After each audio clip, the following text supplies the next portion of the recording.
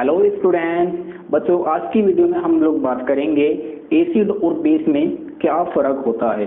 बच्चों जो हमारे एसिड्स होते हैं और जो हमारे बेस हैं, इन दोनों का हमारी डेली लाइफ में बहुत बड़ा योगदान है। जैसे कि आपको बता दूं यार, आप सब दही खाते हो, दही हाँ हाँ हाँ हाँ खाते हो। खाना खाने के बाद अभी आप दही खाते हो, लस्सी पीते हो, तो बच्चों उस दही के अंदर आपका लैक्टिक एसिड होता है।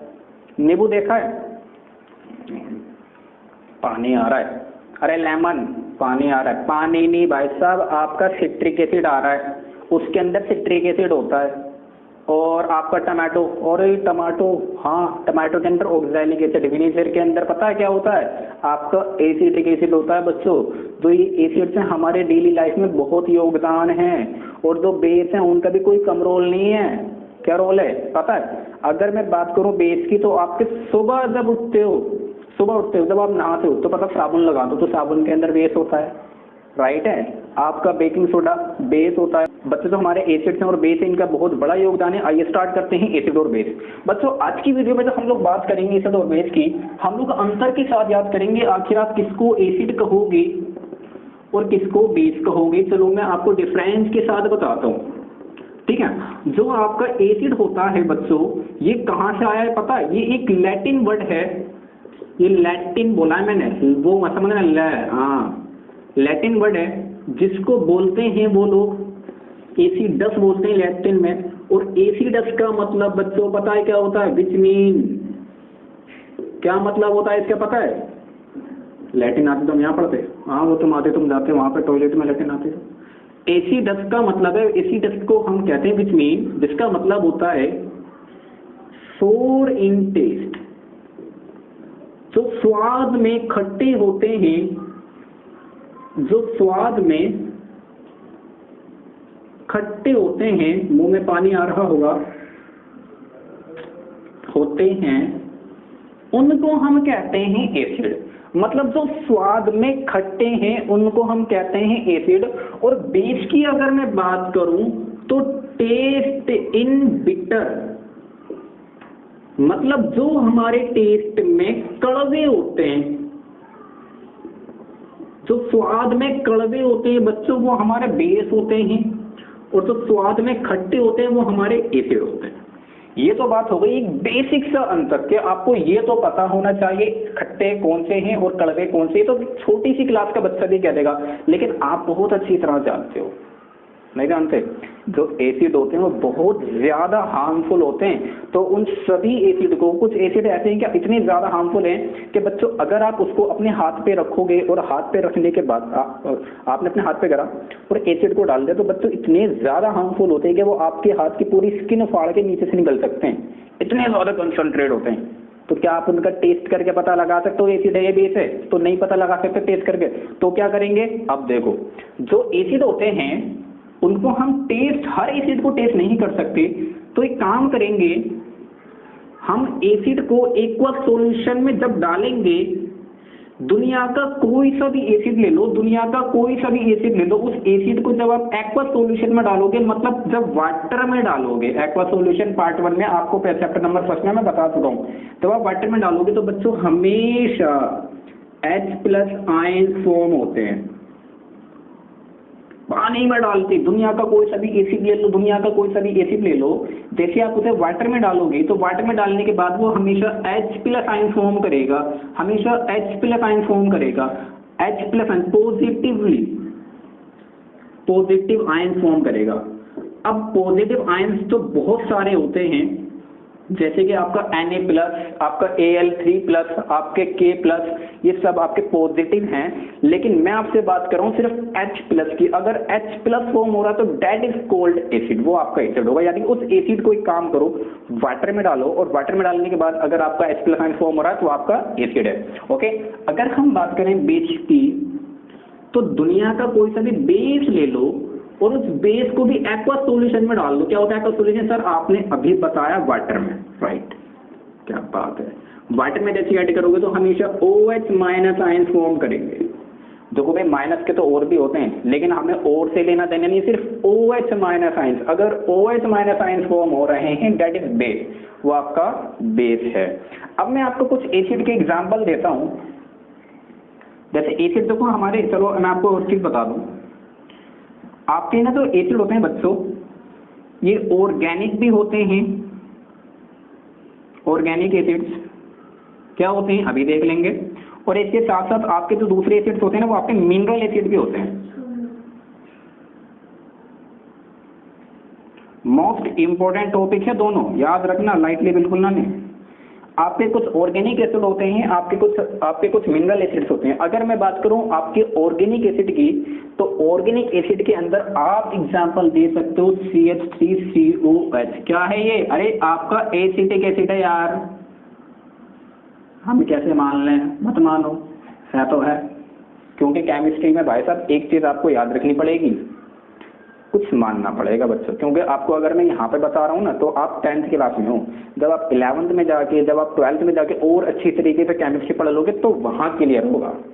ऐसा मत करना कि भैया सर पहले इसका आंसर बताओ ये क्या, ना ना ना ना, आपको पहले मानना पड़ेगा क्योंकि आप अभी छोटी क्लास में हो। ओके, तो आप जब ऑर्गेनिक एसिड को, ऑर्गेनिक एसिड में मैंने आपका CH3 आपका एसिटिक एसिड है, ऑक्सैलिक एसिड है, ये भी आपके ऑर्गेनिक एसिड्स होते हैं।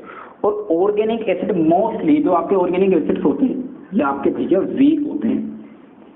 ऑर्गेनिक एसिड वीक होते हैं, हाँ जी।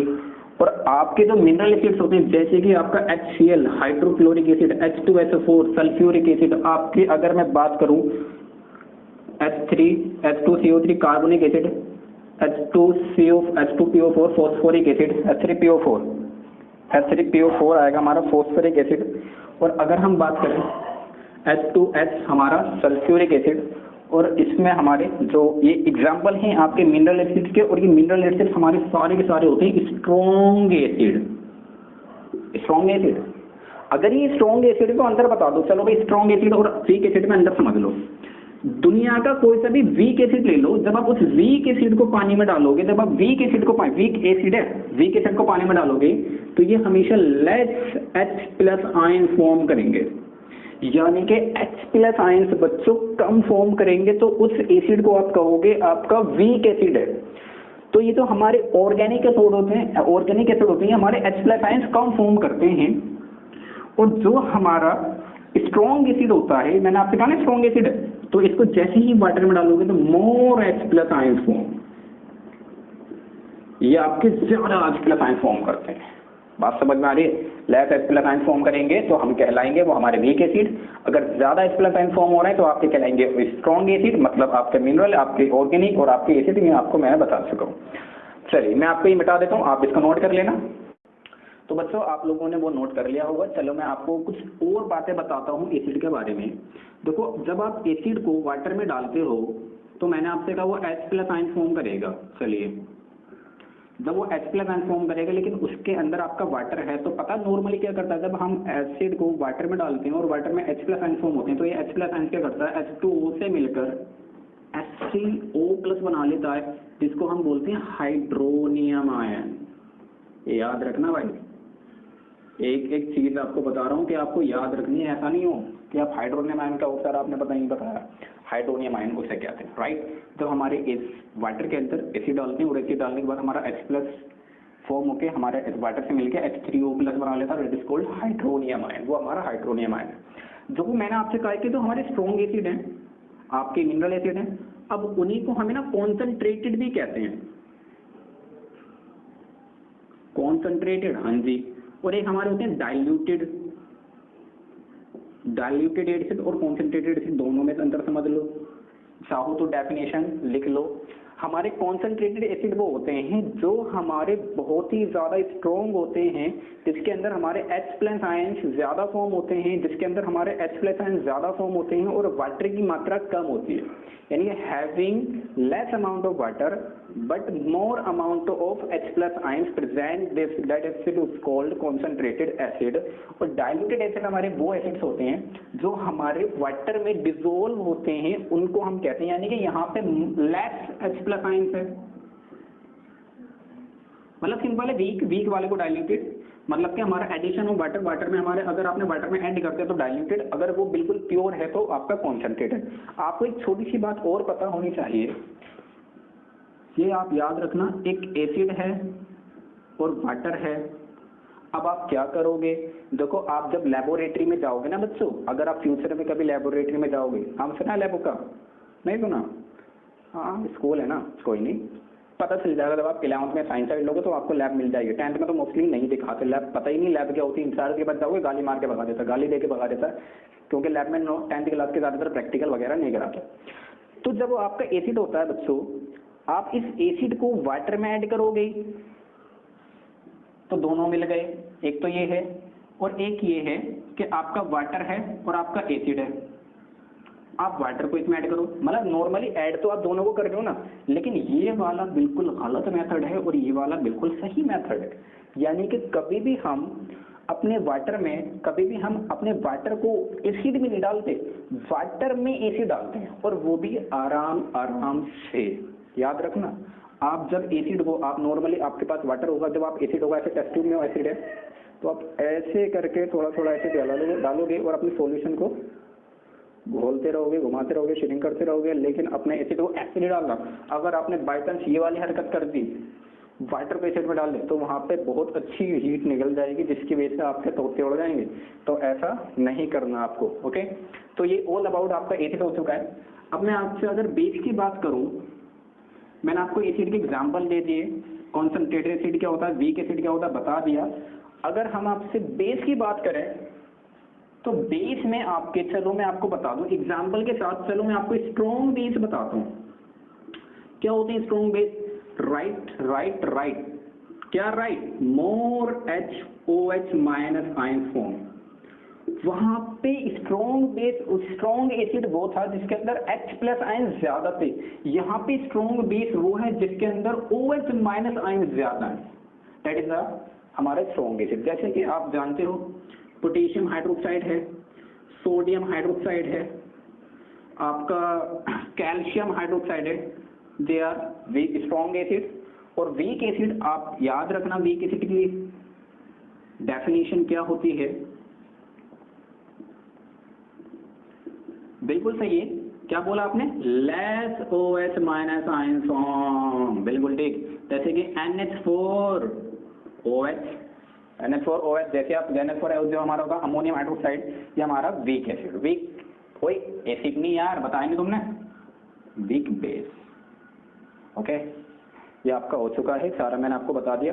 अब मैं आपको एक प्रैक्टिकल दिखाता हूँ, देखिए नॉर्मली रिएक्शन कैसे होती है, चाहे वो एसिड हो या बेस हो, दोनों में सेम होगा। देखो यहाँ मान लो आपका HCl है, हाइड्रोक्लोरिक एसिड है, आप एक काम करो, आप वाटर में ऐड कर दो।